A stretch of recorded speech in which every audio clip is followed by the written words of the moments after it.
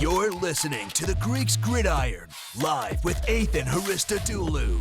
Hello, everyone, and welcome back to the Greeks Gridiron. I am Ethan Hristodoulou, and today we are diving into a topic that seems to be pretty hot around the NFL right now, and that is the discussion of if the Tennessee Titans should be selling come this year's NFL trade deadline, which lands on October 31st on Halloween this year. So make sure you dive into that comment section down below. Let me know your thoughts and opinions on the Tennessee Titans. Should they be selling? Should they just try to fight through the rest of the year and work with what they have? They have already made a move that was pretty significant just a couple of days ago. We'll talk about that when we get into the nitty-gritty of everything, but let me know your thoughts and opinions in that comment section down below. But starting off, we'll just kind of look at the current situation of the Tennessee Titans. Where do they stand right now? Well, currently coming off of their bye week, they are sitting at 2-4, and they're only 0-1 in their division. They've only played one divisional opponent so far this year, so plenty of leeway in the AFC South as a whole for them with 5 divisional games remaining,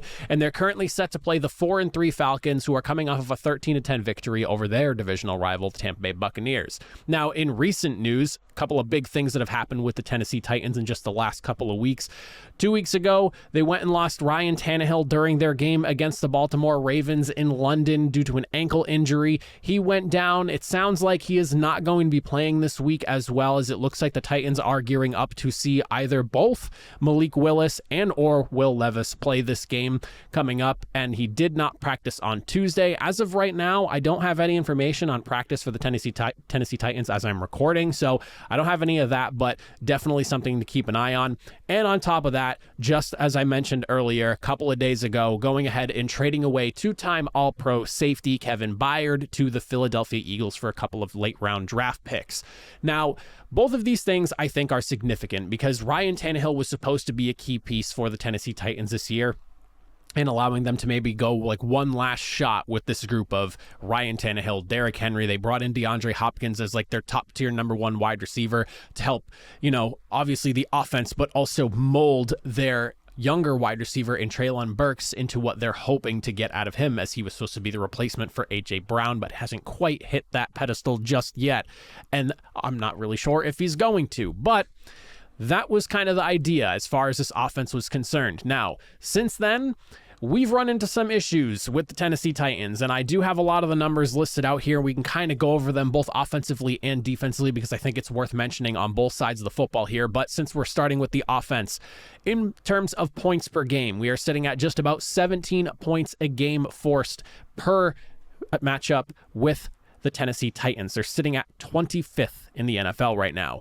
They're also 28th in yards per game at 283 yards per, middle of the pack in terms of rushing yards, and they have the 3rd fewest passing yards in the NFL. On top of that, they're also 26 in first downs a game with about 17, 28th in the NFL on third down conversions, converting on only 33.8% of attempts. And if you look at that number a little bit further, they only have 71 attempts, so 3rd fewest in the NFL, and they're still amongst some of the worst in the NFL when it comes to those third down conversions. And on top of that, it's no secret, the offensive line has been a bit of an issue, especially in pass protection. They are currently allowing one of the highest number of sacks per game in the NFL right now, sitting at 23 with the 4th most allowed.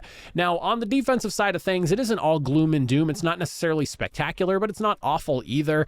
They're 11th in points per game allowed at about 19 points a game, 17th in yards per game allowed with 333.9 per, 22nd in passing yards, 14th in rushing yards. But good thing to note here, despite that 14th in rushing, they are only allowing a very low 3.6 yards per attempt. That is good for 5th best in the NFL. They're 28th when it comes to generating pressure on only 17.8% of quarterback dropbacks. They're middle of the pack in sacks as far as that goes with only 15. Middle of the pack on third downs, letting teams convert at about 41%. And they've only allowed 7 touchdowns in the red zone on 23 attempts, so about 34 30.4%, which is actually third best in the NFL. So with the defense, it's not like it's bad. It's not good. It's not great, but it's not bad. There are some really big bright spots here. They've been a victim of some really bad plays here or there that have maybe allowed them to fall behind, but it's not like they're allowing a ton of points per game. It really does come down to just the offensive woes that they're kind of dealing with right now. So I don't want to sit here and act like it's complete gloom and doom with the Tennessee Titans, but those are some things to consider here, especially on the offensive side of the ball and the production that you've been getting. Now, as far as like the rumors have been swirling right now, I feel like especially these last few days, it's really started to pick up as the Tennessee Titans are coming off of their bye week. We've heard names like Derrick Henry, Denico Autry, DeAndre Hopkins. I mean, Ryan Tannehill was somebody who was even thrown out there during the offseason, and at this point with the ankle injury, I kind of think that eliminates that, but that is a name that I've heard thrown around. But Derrick Henry, Denico Autry, and DeAndre Hopkins are three guys that I've heard, and also personally think there is good merit to those guys being traded. When you look at Henry, Autry, and Hopkins, Henry and Autry are both sitting on their final year, and DeAndre Hopkins, while he did just come in on a 2-year deal, he does carry only a $10 million dead cap hit if he does end up getting traded. And so while that, would be kind of like this kind of didn't work out, sucks that this is the way the move worked out for them in terms of bringing in DeAndre Hopkins. I mean, you look at $10 million in terms of a cap hit, you spread that over 2 years, $5 million per year. That's really not a ton for what DeAndre Hopkins was supposed to mean to this Tennessee Titans offense here. Now, when you break down their production, like I said, Derrick Henry and Denico Autry, both guys are in their final years. You want to get something for either of these two guys. I've always been someone that's kind of prescribed to the idea that you are better off trading away assets if you don't foresee them being a part of your team long term. And at this stage in the year, those teams that are competing for championships are always looking for pieces to add to their teams, whether it's on offense or it's on defense. In Derrick Henry's case, his yards per attempt is still pretty solid. He's averaging about 4.3 yards per attempt. While his yards per game is down right now, he is carrying, I would say, a little bit lighter of a load with the emergence of Tyjae Spears, but 70.3 yards per game, which is down from the 96 he had last season. He also only has 3 touchdowns, and as we're getting close to the midpoint of the season now, that number is definitely down as well, considering he had 13 rushing touchdowns last season. He has a little bit of game here or there as far as the passing game goes as well.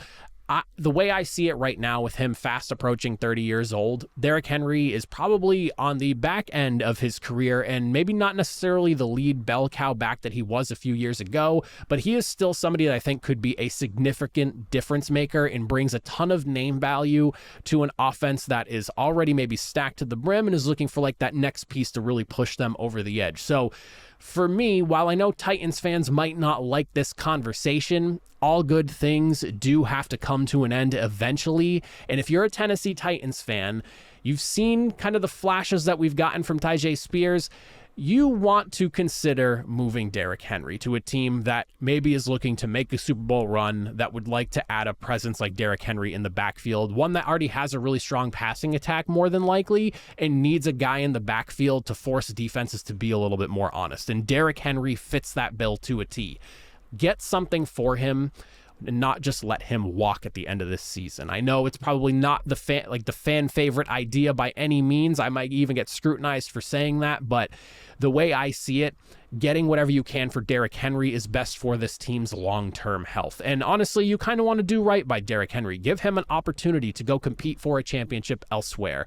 What better way than to give a player that you've loved and cherished for the last handful of years now the opportunity to have a great send-off by sending him somewhere that is fully in the competing phase of, a potential Super Bowl run right now. Give him the opportunity. I think it would be best for both sides in the long run. Denico Autry being that second name that I brought up here is somebody that I really think makes a lot of sense being in his final year. You end up trading him away. It opens up $7 million in cap space as well for you, which, I mean, that'll be good for you going into next season as you look to maybe make some moves to maybe try and shore up an offensive line that has not been really great. Again, it's not like the defense has been bad by any means. They're, I would say, about average, middle in the pack, maybe slightly above average when they're playing really well, maybe slightly below when they're not. But overall, a solid defense that I think could be okay if you moved a guy like Denico Autry. He already has 4 sacks this season, and he's a versatile defensive lineman. He's a guy who could play inside and outside on the D line. This is a guy that has brought in a significant amount of pressure and sacks to a defense that has been very strong the last few years. But now as we start to kind of maybe look towards the future in Tennessee, all right, maybe this is someone that a team that's looking to maybe push their pass rush just a little bit over the edge, because he's not necessarily the greatest run defender in the world, but he is a guy that you can bring in on passing downs and he can wreak some havoc when given the opportunity, especially if he's not the focus. This is a piece that you're bringing to a team that maybe already has like the guy or a couple of guys, but you bring him in there for relief or as a third guy on the defensive line to add amongst them, and he's somebody who could thrive. This is a guy that you could definitely talk a team into giving you some decent capital for, again, to help build out your team going into this offseason, into this year's draft. As for DeAndre Hopkins, because I've seen this one starting to come up a lot, and I don't really know how I feel about it, but the more I think about it, the more it kind of makes sense to me that maybe, especially if we wind up seeing a Titans loss this week, maybe it's best to just kind of cut your losses and move on from him there. He only carries a $10 million cap hit, like I said. It's going to hurt when you move him, but you can spread it over a couple of years, so the pain isn't as bad. But when you look at the numbers right now, it's not like DeAndre Hopkins is struggling. Yes, he only has 27 catches and 376 yards, and he hasn't caught a touchdown pass yet this year, but he's averaging a whopping 13.9 yards per reception right now. He's having a really good year every time he's catching the football. It's just a matter of him not quite getting the opportunities that I think he would need as a legitimate number one. I don't really think DeAndre Hopkins is the issue for the offensive struggles, especially in the passing game right now. I think it more falls on Ryan Tannehill as he continues to start to regress. I mean, those early years of Ryan Tannehill in Tennessee were awesome, but he is not that same quarterback that he was, I would say, 4 years ago. So with that in mind, I definitely think that maybe cutting your losses and sending DeAndre Hopkins to a contender is actually not a bad idea. I know a lot of people were talking about the whole, well, nobody was willing to trade for him when he was in Arizona, so why would they now? Well, he's not carrying as much money, and on top of that, Tennessee is going to be on the hook for a decent amount of it. So again, while it kind of sucks to just kind of wipe your hands and cut your losses on a move you made this offseason, again, building capital, maybe getting a player that you think you could do something with or would fit your scheme really well. I lean more on the side of draft capital because right now I think that the Tennessee Titans, especially on the offensive side of the ball, could really use a good infusion of youth. And DeAndre Hopkins, if you do wind up going with this hypothetical scenario of being sellers at the trade deadline, I just don't really think fits into the mold of the team going forward. He's only going to continue to get older. He's not getting any younger. And while I don't think he is still DeAndre Hopkins from 4 or 5 years ago, I do think he's still a really effective receiver that a team that is, again, in the thick of things, contending for a Super Bowl, could maybe be a really big and valuable piece for them. So that brings us to the final question. Should Tennessee at the trade deadline be sellers? If you ask me personally, I say yes. And for a few key points that I've kind of picked on here or there as we've gone through the duration of this conversation here, I think it's time to start looking towards the future. The era with Ryan Tannehill, and when A.J. Brown was still around, Derrick Henry, that group, that trio there that kind of led things for a while was really fun. It was really exciting. But as I said, all good things eventually do need to come to an end. And I think for the best interest in keeping this team competitive and not having to kind of blow everything up and go into a full-blown rebuild, it would be a good idea to sell off a couple of the assets you have that would be beneficial to contenders right now and use it to help fill out your roster in areas of need come this offseason. I have a hard time believing, just based off what we've seen from this team offensively, that they're really going to make a legitimate run. At best, they maybe sneak in. And I know the AFC South isn't necessarily a juggernaut by any means, but it really does feel like it's the Jaguars' division to lose right now, being at 5-2 especially.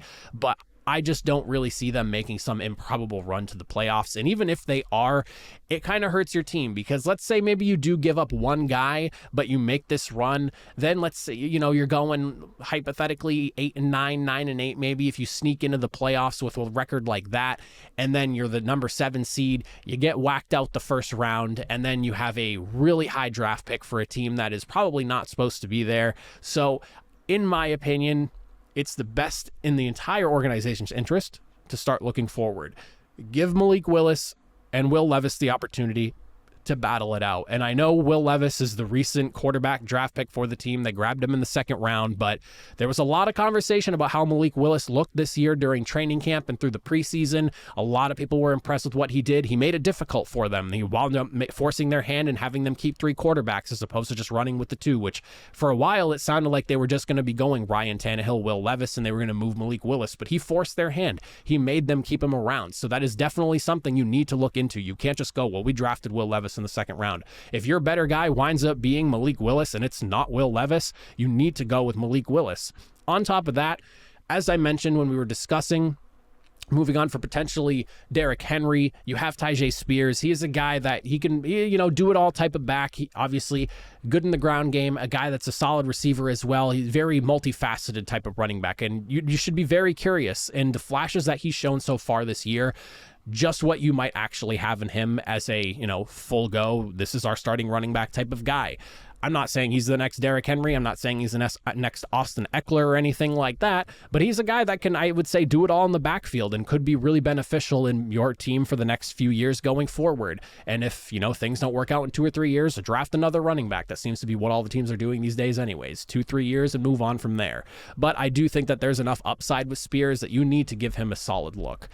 On top of that, I mentioned it a lot. You want to build that draft capital moving some of these guys here. This offensive line is probably my biggest concern for the team right now, and it's really bad. It needs to be worked on this offseason. So if you're netting in all this capital, your goal should be to be able to target a guy or 2 in this year's draft class, or maybe even trade for a guy with some of the capital you net in ultimately, whether it's in the offseason or maybe at the deadline, move some guys, get some capital, trade for an O-lineman to try to maybe fix the issues right now. So the 2 young quarterbacks you have, if you decide to just bench Tannehill or ultimately move on from him, you at least have a better offensive line for these young guys to work behind for the remainder of the season.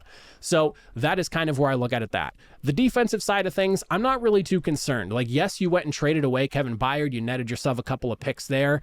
I personally think that is kind of a sign that the Titans are looking to be sellers at the trade deadline and heading into it. So that's kind of why I'm standing on the side of, yes, they should just continue to sell at this point, deconstruct where you can, but just don't give up everything, because I don't really feel like this team needs to go through an entire reset, but I could see like some restructuring going on as far as the offensive side goes. But when you look at the defensive side, I mean, I have a handful of guys right now all listed at 27 years old and younger that are guys that can be here for the long run for the next 4 years at least. And Jeffrey Simmons, Harold Landry, Sean Murphy-Bunting, Amani Hooker, Roger McCreary, Aziz Al-Shair, you just got this offseason. Plenty of guys to build around on the defensive side for the next few years.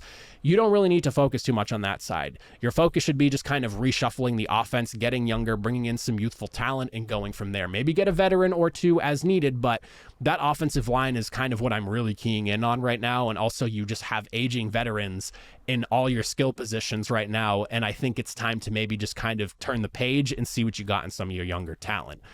But that's kind of how I look at the Tennessee Titans heading into the trade deadline. I want to hear from you Titans fans. Let me know, what are your thoughts and opinions going into the deadline? Do you want to see them trade some guys away, build up some capital, and get ready for the offseason and into next year? Let some of the young guys play, get some experience, see what you have in those guys behind some of the starters right now that are already playing that you could be moving on from at the deadline. Let me know your thoughts and opinions in that comment section down below. But that is it for me. I appreciate it if you made it to the end of the video. I will see you all next time.